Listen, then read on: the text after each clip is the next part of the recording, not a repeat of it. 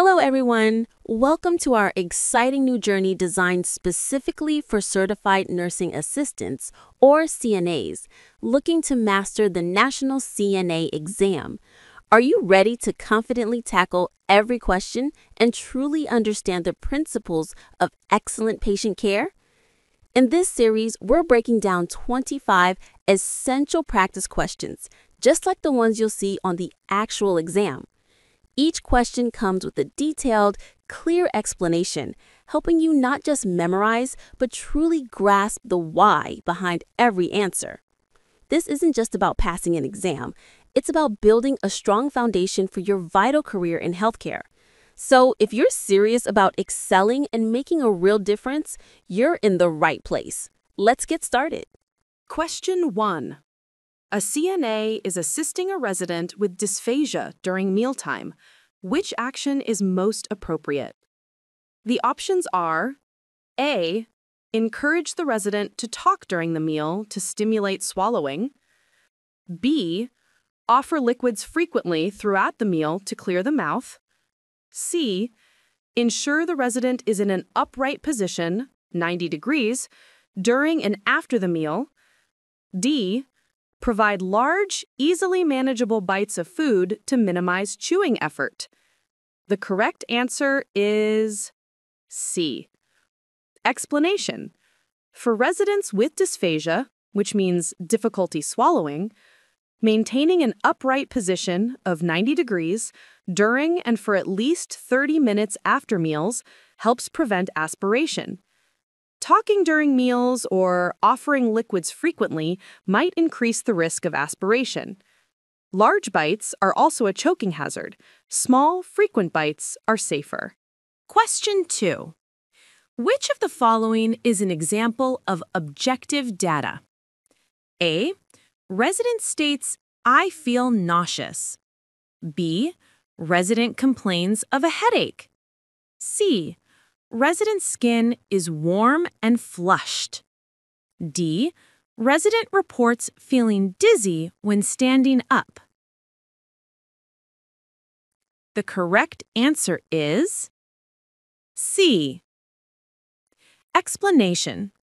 Objective data are observations made using your senses like sight, smell, touch, or hearing that can be measured or verified. Skin is warm and flushed is something you can see and feel. The other options are subjective data, as they are what the resident reports feeling. Question 3. When applying elastic stockings, also known as TED hose, the CNA should A. Roll the stocking down to the ankle if it's too long. B. Apply the stockings in the evening before the resident gets out of bed. C. Ensure there are no wrinkles or creases in the stocking after application. D. Remove the stockings every 4 hours for 30 minutes. The correct answer is C. Explanation. Wrinkles or creases in TED hose can impair circulation and cause skin breakdown. Stockings should be applied in the morning before swelling occurs, and rolling them down creates a tourniquet effect. TED hose are typically removed for a longer period, for example, 30 minutes at least once per shift, often at bedtime. Question 4. A resident with Alzheimer's disease is agitated and refusing care. What is the CNA's best initial response? A. Force the resident to comply, as care is necessary. B. Raise your voice to get the resident's attention. C. Try to understand the cause of the agitation and approach calmly. D. Immediately report the behavior to the police. Explanation. Correct answer is C. When a resident with dementia is agitated, the best approach is to remain calm, try to identify the trigger for their agitation, and reassure them. Forcing care or raising your voice will likely escalate the situation. Reporting to the police is an extreme measure not typically warranted as an initial response for agitation and dementia unless there is a threat of serious harm. Question 5. Proper body mechanics when lifting involves A. Bending at the waist with straight legs, B. Lifting with your back muscles, C. Keeping your feet close together for a stable base, D. Bending your knees and keeping your back straight. The correct answer is D. Explanation. Bending your knees and keeping your back straight allows you to use your strong leg muscles to lift, reducing strain on your back. Bending at the waist, lifting with your back, or having a narrow base of support are incorrect and dangerous body mechanics. Question 6. A resident's call light should always be A. Placed on the resident's bedside table, B. Within the resident's reach, C. Used only for emergencies, D. Checked every hour by the CNA. The correct answer is B. Explanation. The call light must always be within the resident's reach so they can call for assistance whenever needed, promoting safety and independence. Question 7. What is the most accurate way to measure a resident's weight if they are unable to stand? A. Estimate their weight by visual assessment. B. Use a bed scale or a chair scale. C. Ask a family member for their last known weight. D. Weigh them in portions and add the amounts. The correct answer is B. Explanation. For residents unable to stand, a bed scale, which is integrated into the bed, or a chair scale, provides the most accurate measurement. Estimation is unreliable, and asking family members might not provide current weight. Weighing in portions is impractical and inaccurate. Question 8. Before leaving a resident's room, the CNA should always A. Lower the bed to the lowest position and ensure the call light is within reach. B. Leave the bed in the highest position to make it easier for the next caregiver. C. Close the door tightly to ensure privacy. D. Turn off all lights to promote rest. The correct answer is A. Explanation. Lowering the bed to its lowest position and ensuring the call light is within reach are critical safety measures to prevent falls and allow the resident to call for help. Question 9. When providing perineal care for a female resident, the CNA should wipe A. From back to front, B. From front to back, C. From side to side, D. In circular motions. The correct answer is B. Explanation. Wiping from front to back, from the urethra to the anus, prevents the transfer of bacteria from the anal area to the urethra, which can cause urinary tract infections or UTIs. Question 10. A resident has a new order for intake and output monitoring. Which of the following would be recorded as output? A. Oral fluids consumed, B.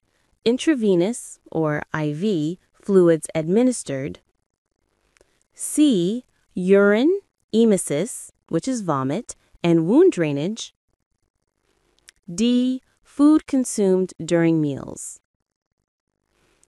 The correct answer is C. Explanation. Output refers to all fluids leaving the body, including urine, vomit, diarrhea, wound drainage, and perspiration. Oral fluids and IV fluids are intake, and food is not measured as fluid output. Question 11. Which of the following vital signs should be reported immediately to the nurse? A. Blood pressure 120 over 80 millimeters of mercury. B. Oral temperature 98.6 degrees Fahrenheit, which is 37 degrees Celsius. C. Respirations 28 breaths per minute. D. Pulse 72 beats per minute. The correct answer is C. Explanation. A respiratory rate of 28 breaths per minute is elevated, also known as tachypnea, and could indicate respiratory distress, pain, anxiety, or other issues requiring immediate assessment by the nurse. The other vital signs listed are within normal ranges. Question 12. The Heimlich maneuver is performed on a resident who is A. Complaining of a stomachache, B. Choking and unable to speak or cough, C. Experiencing chest pain, D. Having a seizure. The correct answer is B. Explanation. The Heimlich maneuver, also known as abdominal thrusts, is used when a person is choking and has an obstructed airway indicated by an inability to speak, cough, or breathe. Question 13. What is the most important step in preventing the spread of infection? A. Wearing gloves at all times. B.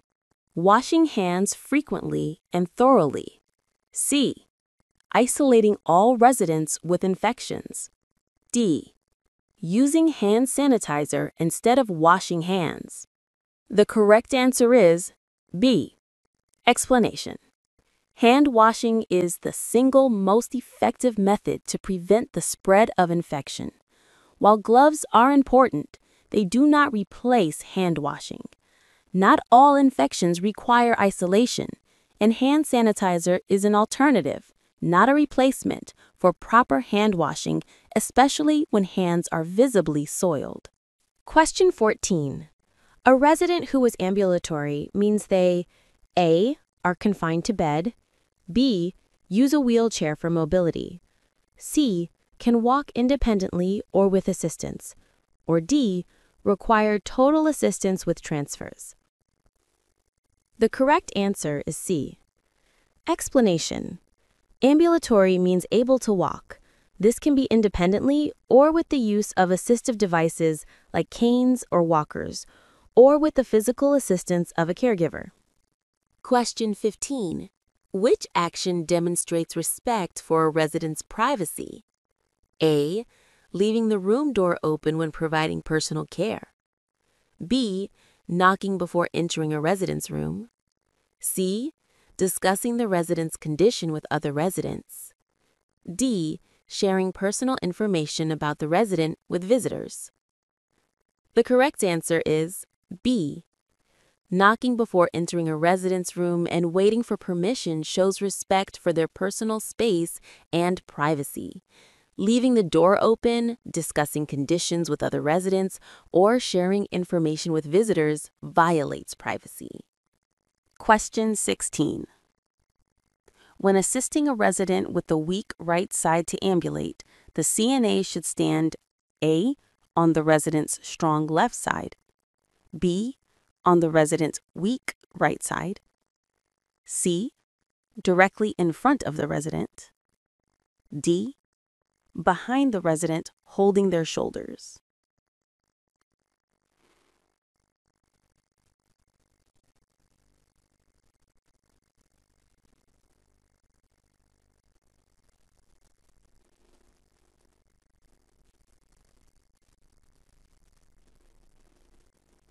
The correct answer is B. Explanation. When assisting a resident with unilateral weakness, the CNA should stand on the resident's weak side to provide support and prevent falls. Question 17. Which of the following describes negligence by a CNA? A. Accidental injury to a resident during a transfer. B. Failure to lock the brakes on a wheelchair, resulting in a fall. C. Verbally abusing a resident. D. Intentionally harming a resident. The correct answer is B. Explanation. Negligence is a failure to exercise the care that a reasonably prudent person would exercise in similar circumstances, resulting in injury. Failing to lock wheelchair brakes is an oversight that can lead to harm. Verbal abuse is emotional abuse, and intentionally harming a resident is battery or assault. Accidental injury is not necessarily negligence unless it resulted from a breach of duty. Question 18. A resident reports pain after a fall. What is the CNA's immediate action? A. Offer pain medication from the medication cart. B. Tell the resident to try to get up slowly. C. Report the fall and the resident's complaint of pain to the nurse immediately. D. Document the fall and the resident's charts without telling anyone. Explanation. Correct answer is C.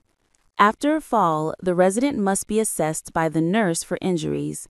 The CNA's role is to report all falls and any associated symptoms, like pain, immediately to the nurse.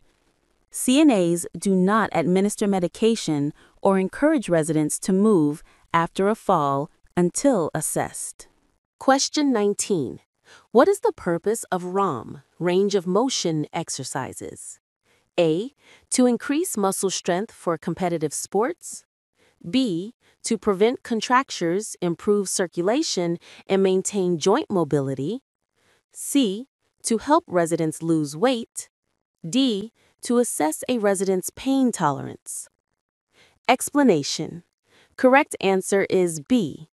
ROM exercises are crucial for preventing joint stiffness, contractures, improving blood flow, and maintaining the flexibility and movement of joints. Question 20. A CNA observes a resident hoarding food in their room. What should the CNA do? A. Ignore it. It's the resident's personal choice. B.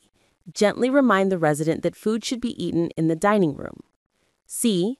Document the observation and report it to the nurse. D. Take the food away from the resident and dispose of it. Explanation. Correct answer is C. Hoarding food can indicate various issues, such as insecurity, dementia-related behaviors, or risk of spoilage or pests. The CNA should document the observation and report it to the nurse for further assessment and intervention. Taking food away without understanding the cause could be upsetting and inappropriate. Question 21. When dressing a resident with a weak right arm, the CNA should A. Dress the strong left arm first. B. Dress the weak right arm first. C. Allow the resident to dress themselves entirely. D. Only use clothing that buttons down the front. Explanation. The correct answer is B. When dressing a resident with the weak side, the general rule is weak arm first. This allows for easier manipulation of the clothing over the affected limb.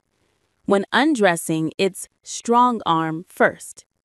Question 22. Before performing a procedure, a CNA should always A. Gather all equipment. B. Wash their hands. C. Explain the procedure to the resident. D. All of the above. Explanation. Correct answer is D. All these steps are crucial. Gathering equipment ensures efficiency. Hand washing prevents infection.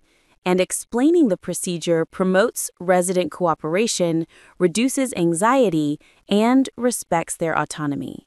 Question 23. If a resident refuses a bath, the CNA should A. Insist that the resident take the bath for hygiene reasons. B. Document the refusal and report it to the nurse. C. Tell the resident that they will not get dessert if they don't bathe. D. Bathe the resident quickly without their consent. Explanation. Correct answer is B. Residents have the right to refuse care. The CNA's role is to respect that refusal, Document it and report it to the nurse so that the care plan can be adjusted, or the nurse can attempt to understand the reason for refusal and offer alternatives. Question 24. Which observation should a CNA report to the nurse immediately regarding a resident's skin? A. A small freckle on the arm. B. Skin that is warm and dry. C. A reddened area over the tailbone that does not blanch. D.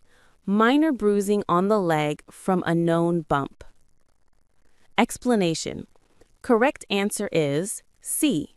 A reddened area that does not blanch, turn white when pressed, indicates a stage 1 pressure injury, which requires immediate attention and intervention to prevent further skin breakdown.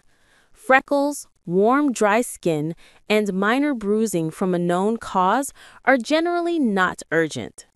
Question 25.